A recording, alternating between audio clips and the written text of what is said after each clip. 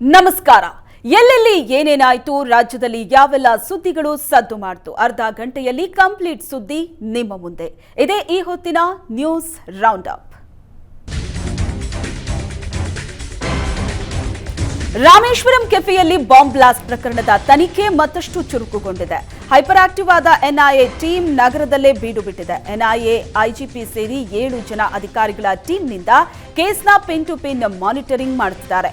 Bomb ಇಟ್ಟ ಬಳಿಕ bomber ಎಲ್ಲೆಲ್ಲಿ ಸಂಚರಿಸಿದ್ದಾನೆ ಅಂತ ಸಿಸಿಟಿವಿಯಲ್ಲಿ ಸರ್ಚ್ ಮಾಡುತ್ತಿದ್ದಾರೆ. ರಾಮೇಶ್ವರಂ ಕೆಫೆ ಬಾಂಬ್ ಬ್ಲಾಸ್ಟ್ ಪ್ರಕರಣದ ಶಂಕಿತ ಉಗ್ರನ ರೇಖಾಚಿತ್ರವನ್ನು ಬಿಡುಗಡೆ ಮಾಡಲಾಗಿದೆ. ಬೆಂಗಳೂರು ಪೊಲೀಸರಿಗೆ ಸಹಾಯವಾಗುವ ನಿಟ್ಟಿನಲ್ಲಿ ಪ್ರಖ್ಯಾತ ಚಿತ್ರಕಲಾವಿದ ಹರ್ಷ ರೇಖಾಚಿತ್ರ ರಚಿಸಿದ್ದಾರೆ. ರೇಖಾಚಿತ್ರ ರಚಿಸಿ ಸಾಮಾಜಿಕ ಜಾಲತಾಣದಲ್ಲಿ ಪೋಸ್ಟ್ ಮಾಡಿದ್ದಾರೆ. ಪೊಲೀಸರಿಗೆ ಸಹಕಾರಿಯಾಗಲಿ ಅಂತ ರೇಖಾಚಿತ್ರವನ್ನು ಕಲಾವಿದ ಹರ್ಷ ರಚಿಸಿದ್ದಾರೆ. ಕೆಫೆ ಬ್ಲಾಸ್ಟ್ಗೆ ಅಮೋನಿಯಂ ನೈಟ್ರೇಟ್ ಪೌಡರ್ ಅನ್ನ ಬಾಂಬರ್ ಬಳಸಿರುವುದು ತನಿಖೆಯಲ್ಲಿ ದೃಢಪಟ್ಟಿದೆ. ಅಮೋನಿಯಂ ನೈಟ್ರೇಟ್ ಸಾರ್ವಜನಿಕವಾಗಿ ಮಾರಾಟಕ್ಕೆ ನಿಷೇಧ ಇದೆ. ಆದರೂ ಹೇಗೆ ಖರೀದಿಸಿದ್ದಾನೆ ಅನ್ನೋದರ ಬಗ್ಗೆ ಎನ್ಐಎ ಅಧಿಕಾರಿಗಳು ತೀವ್ರ ತನಿಖೆ ನಡೆಸ್ತಾ ಇದ್ದಾರೆ. ಅಮೋನಿಯಂ ನೈಟ್ರೇಟ್ ಅನ್ನ ಕಲ್ಲು ಗಣಿಗಾರಿಕೆಯಲ್ಲಿ ಬಂಡೆಗಳನ್ನ ಸಿಡಿಸೋದಕ್ಕೆ ಅತಿ ಹೆಚ್ಚು ಬಳಸಲಾಗುತ್ತೆ. ಮಂಗಳೂರು ಹಾಗೂ ಶಿವಮೊಗ್ಗ ಪ್ರಕರಣದಲ್ಲಿ ಸಲ್ಫರ್ ಮತ್ತು ಪೊಟ್ಯಾಷಿಯಂ ನೈಟ್ರೇಟ್ ಅನ್ನ ಸ್ಫೋಟದ ವೇಳೆ ಬಳಸಲಾಗಿತ್ತು. ರಾಜ್ಯ ಹಾಗೂ ಹೊರ ರಾಜ್ಯಗಳಲ್ಲಿ ಅಮೋನಿಯಂ ನೈಟ್ರೇಟ್ ಪೂರೈಕೆದಾರರ ಬಗ್ಗೆಯೂ ಎನ್ಐಎ ತನಿಖೆ ಆರಂಭಿಸಿದೆ. ರಾಮೇಶ್ವರ ಕೆಫೆ ಬ್ಲಾಸ್ಟ್ ಕೇಸ್ನ ತನಿಖೆ ಮತ್ತಷ್ಟು ಚುರುಕುಗೊಂಡಿದೆ. ಬಾಂಬ್ ಬ್ಲಾಸ್ಟ್ ಬಳಿಕ ಬಾಂಬರ್ ತುಮಕೂರು ಮೂಲಕ ಬಳ್ಳಾರಿ ಬಸ್ ನಿಲ್ದಾಣಕ್ಕೆ ಬಂದಿದ್ದಂತೆ. ಬಳ್ಳಾರಿ ಬಸ್ ನಿಲ್ದಾಣದಿಂದ ಮಂತ್ರಾಲಯ ಗೋಕರ್ಣ ಬಸ್ ಮೂಲಕ ಭಟ್ಕಳಕ್ಕೆ ತೆರಳಿದ್ದಾನೆ. ಹೀಗಾಗಿ ಬಳ್ಳಾರಿ ನಿಲ್ದಾಣಕ್ಕೆ ಎನ್ಐಎ ತಂಡ ಪರಿಶೀಲನೆ ನಡೆಸಿದೆ. ಬೆಂಗಳೂರಿನಿಂದ 2 ಕಾರುಗಳಲ್ಲಿ 10ಕ್ಕೂ ಹೆಚ್ಚು ಅಧಿಕಾರಿಗಳು ಬಳ್ಳಾರಿ ಬಸ್ ನಿಲ್ದಾಣದಲ್ಲಿ ವಿಚಾರಿಸಿದ್ದಾರೆ. ಸಿಸಿಟಿವಿಯನ್ನ ಪರಿಶೀಲನೆ ಮಾಡಿದ್ದಾರೆ. ಎನ್ಐಎ ತಂಡಕ್ಕೆ ಬಳ್ಳಾರಿ ಮತ್ತು ತುಮಕೂರು ಪೊಲೀಸರು ಸಾಥ್ ಕೊಟ್ಟರು. ಕೆಫೆ ಬಾಂಬ್ ಬ್ಲಾಸ್ಟ್ ಶಂಕಿತ ಉಗ್ರನ ಮತ್ತೊಂದು ಸಿಸಿಟಿವಿ ಫುಟೇಜ್ ಪತ್ತೆಯಾಗಿದೆ. ದೊಡ್ಡ ಬ್ಯಾಗ್ನೊಂದಿಗೆ ರಾಮೇಶ್ವರಂ ಕೆಫೆಯತ್ತ ಹೋಗ್ತಾ ಇರೋ ಸಿಸಿಟಿವಿ ವಿಡಿಯೋ ಏಷ್ಯಾನೆಟ್ ಸುವರ್ಣ ನ್ಯೂಸ್ಗೆ ಲಭ್ಯವಾಗಿದೆ.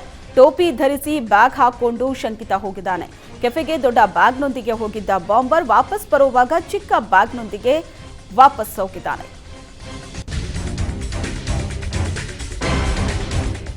ಬಾಂಬ್ ಬ್ಲಾಸ್ಟ್ ಆರೋಪಿ ಬಸ್ನಲ್ಲಿ ಪ್ರಯಾಣ ಮಾಡಿರೋ ಮಾಹಿತಿ ಸಿಕ್ಕಿದೆ ಅಂತ ತುಮಕೂರಿನಲ್ಲಿ ಗೃಹ ಸಚಿವ ಡಾಕ್ಟರ್ ಜಿ ಪರಮೇಶ್ವರ್ ತಿಳಿಸಿದ್ದಾರೆ. ಸಿಸಿಬಿ ಜೊತೆಗೆ ಎನ್ಐಎ 7-8 ತಂಡಗಳಿಂದಲೂ ಆರೋಪಿಗಾಗಿ ಹುಡುಕ್ತಾ ಇದ್ದಾರೆ. ಸಿಸಿಟಿವಿ ಫುಟೇಜ್ ಸೇರಿ ಎಲ್ಲವನ್ನ ಪರಿಶೀಲನೆ ಮಾಡುತ್ತಿದ್ದಾರೆ. ಕೆಲವು ಪಿಕ್ಚರ್ಸ್ ಬೆಂಗಳೂರಿನಲ್ಲಿ ಸಿಕ್ಕಿದ್ದು ಅದರ ಆಧಾರದ ಮೇಲೆ ಟ್ರ್ಯಾಕ್ ಮಾಡುತ್ತಿದ್ದಾರೆ. ಶೀಘ್ರವಾಗಿ ಈ ಪ್ರಕರಣ ಭೇದಿಸೋ ವಿಶ್ವಾಸವಿದೆ ಅಂತ ಗೃಹ ಸಚಿವ ಡಾಕ್ಟರ್ ಜಿ ಪರಮೇಶ್ವರ್ ಹೇಳಿದ್ರು. ಆ ವ್ಯಕ್ತಿ ಸಿಗೋವರೆಗೂ ಆತನಿಗೆ ಸಂಘಟನೆಯ ನಂಟಿದೆ ಅಂತ ಹೇಳೋಕ್ಕಾಗಲ್ಲ ಅಂದ್ರು. ವಿಧಾನಸೌಧದಲ್ಲಿ ನಾಸಿರ್ ಹುಸೇನ್ ಬೆಂಬಲಿಗರು ಎನ್ನಲಾದ 3 ಪಾಕಿಸ್ತಾನ ಪರ ಘೋಷಣೆ ಕೂಗಿದ್ದಾರೆ. ಆದ್ರಿಂದ ನೂತನ ರಾಜ್ಯಸಭಾ ಸದಸ್ಯ ನಾಸಿರ್ ಹುಸೇನ್ಗೆ ಪ್ರಮಾಣ ವಚನ ಬೋಧಿಸದಂತೆ ಉಪರಾಷ್ಟ್ರಪತಿಗಳಿಗೆ ನಿವೃತ್ತ ಐಎಎಸ್ ಐಪಿಎಸ್ ಅಧಿಕಾರಿಗಳು ಪತ್ರ ಬರೆದಿದ್ದಾರೆ. ನಿವೃತ್ತ ಐಪಿಎಸ್ ಭಾಸ್ಕರ್ ರಾವ್, ನಿವೃತ್ತ ಐಎಎಸ್ ಮದನ್ ಗೋಪಾಲ್ ರಾವ್ ಸೇರಿ ಕೆಲವರ ಸಹಿ ಸಹಿತ ಪತ್ರ ಬರೆಯಲಾಗಿದೆ. ಪಾಕ್ ಪರ ಘೋಷಣೆ ಕೂಗಿದ ಪ್ರಕರಣದ ತನಿಖೆ ಪೂರ್ಣವಾಗುವವರೆಗೂ ಪ್ರಮಾಣ ವಚನ ಬೋಧಿಸಬೇಡಿ ಅಂತ ಪತ್ರದಲ್ಲಿ ಮನವಿ ಮಾಡಿದ್ದಾರೆ. ಪಾಕಿಸ್ತಾನ ಪರ ಘೋಷಣೆ ಕೂಗಿದ ಆರೋಪದಡಿ ಪೊಲೀಸ್ ಕಸ್ಟಡಿಯಲ್ಲಿರೋ ನಾಶಿಪುಡಿ ಪಾಕಿಸ್ತಾನ ಪರ ಘೋಷಣೆ ಕೂಗಿಲ್ಲವೆಂದು ಹೇಳಿದ್ದಾನೆ. ತನಿಖಾಧಿಕಾರಿಗಳ ಬಳಿ ನಾವು ಕಾರ್ಯಕ್ರಮಕ್ಕೆ ಯಾಕಾದ್ರೂ ಬಂದ್ವೋ ಅನ್ನಿಸ್ತಿದೆ, ಸನ್ಮಾನ ಮಾಡೋಣ ಅಂತ ಬಂದು ನಾವು ಜೈಲು ಸೇರೋ ಪರಿಸ್ಥಿತಿ ಬಂದುಬಿಡ್ತು ಅಂತ ನಾಶಿಪುಡಿ ಬೇಸರ ವ್ಯಕ್ತಪಡಿಸಿದ್ದಾರೆ. ಇನ್ನು ಭದ್ರತೆ ನಿಯೋಜನೆಗೊಂಡಿದ್ದ ಪೊಲೀಸ್ ಸಿಬ್ಬಂದಿಯಿಂದ ವಿಜಯೋತ್ಸವದಲ್ಲಿ ಭಾಗಿಯಾಗಿದ್ದ ಎಲ್ಲರನ್ನ ಸಾಕ್ಷಿಗಳಾಗಿ ಪರಿಗಣನೆಗೆ ತೆಗೆದುಕೊಳ್ಳಲಾಗಿದೆ. ರಾಜ್ಯಸಭಾ ಸದಸ್ಯ ನಾಸಿರ್ ಹುಸೇನ್ಗೂ 2 ದಿನದಲ್ಲಿ ಪೊಲೀಸರು ನೋಟಿಸ್ ಕೊಡಲಿದ್ದಾರೆ. ಸದ್ಯ ನಾಸಿರ್ ವಿಜಯೋತ್ಸವದಲ್ಲಿ ಎಲ್ಲ ಬೆಂಬಲಿಗರನ್ನ ಪೊಲೀಸರು ಕರೆದು ವಿಚಾರಣೆ ನಡೆಸಿದ್ದಾರೆ. ಅಲ್ಲೇ ಇದ್ದ ಪೊಲೀಸ್ ಸಿಬ್ಬಂದಿ ಹೇಳಿಕೆಗಳನ್ನು ಪಡೆದುಕೊಂಡಿದ್ದಾರೆ. ಈ ವೇಳೆ ಪೊಲೀಸರು ಅಂದು ನಡೆದ ಸಮಸ್ಯೆಗಳ ಬಗ್ಗೆ ವಿವರಿಸಿದ್ದಾರೆ.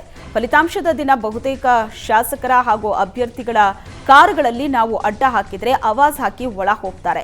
ಒಬ್ಬಂಟಿಯಾಗಿ ಬರೋ ಸಾರ್ವಜನಿಕರನ್ನ ಪಾಸ್ ಇಲ್ಲದಿದ್ರೆ ತಡಿಬಹುದು. ಆದರೆ ಶಾಸಕರು ಹಾಗೂ ಸಚಿವರ ಹೆಸರೇಳ್ಕೊಂಡು ಬರೋರನ್ನ ತಡೆದ್ರು ಅವರಿಂದಲೇ ಫೋನ್ ಮಾಡಿಸ್ಕೊಂಡು ಒಳ ಹೋಗ್ತಾರೆ. ಇಂಥ ಸಂದರ್ಭಗಳಲ್ಲಿ ನಾವು ಅಸಹಾಯಕರಾಗಿರ್ತೀವಿ ಅಂತ ಬೇಸರ ವ್ಯಕ್ತಪಡಿಸಿದರು. ಲೋಕಸಭೆ ಚುನಾವಣೆಗೆ ರಣಕಹಳೆ ಊದಿರೋ ಸಿದ್ದರಾಮಯ್ಯ ದಿನಕ್ಕೊಂದು ಜಿಲ್ಲೆಯಲ್ಲಿ ಒಂದೊಂದು ಸಮಾವೇಶ ನಡೆಸ್ತಾ ಇದ್ದಾರೆ. ಅದರ ಮುಂದುವರೆದ ಭಾಗವಾಗಿ ಬೀದರ್ ಪ್ರವಾಸದಲ್ಲಿದ್ದಾರೆ. ವಿಶ್ವಗುರು ಬಸವಣ್ಣನಿಗೆ ಸಾಂಸ್ಕೃತಿಕ ನಾಯಕ ಘೋಷಿಸಿದ್ದಕ್ಕೆ ಸಿದ್ದರಾಮಯ್ಯಗೆ ಅಭಿನಂದನಾ ಸಮಾರಂಭ ನಡೆಯಲಿದೆ. ನೂತನ ಅನುಭವ ಮಂಟಪ ಕಾಮಗಾರಿ ದಾಸೋಹ ಸ್ಥಳವನ್ನ ಸಿಎಂ ವೀಕ್ಷಣೆ ಮಾಡಲಿದ್ದಾರೆ. ಬಳಿಕ ಬಸವ ಕಲ್ಯಾಣದ ತೇರ್ ಮೈದಾನದಲ್ಲಿ ಅಭಿನಂದನಾ ಸಮಾರಂಭದಲ್ಲಿ ಭಾಗಿಯಾಗಲಿದ್ದಾರೆ. ಕಾರ್ಯಕ್ರಮದಲ್ಲಿ ಅಖಿಲ ಭಾರತ ವೀರಶೈವ ಲಿಂಗಾಯತ ಮಹಾಸಭಾದ ಅಧ್ಯಕ್ಷ ಶಾಮನೂರು ಶಿವಶಂಕರಪ್ಪ, ಜಿಲ್ಲಾ ಉಸ್ತುವಾರಿ ಸಚಿವ ಈಶ್ವರ್ ಖಂಡ್ರೆ, ಸಚಿವ ರಹೀಂ ಖಾನ್ ಸೇರಿದಂತೆ ಹಲವು ನಾಯಕರು ಭಾಗಿಯಾಗಲಿದ್ದಾರೆ. ಬಳಿಕ ಚಿಟ್ಟವಾಡಿ ಗ್ರಾಮದ ಬೊಮ್ಮಗುಂಡೇಶ್ವರ ಮೂರ್ತಿ ಅನಾವರಣ ಮಾಡಲಿದ್ದಾರೆ.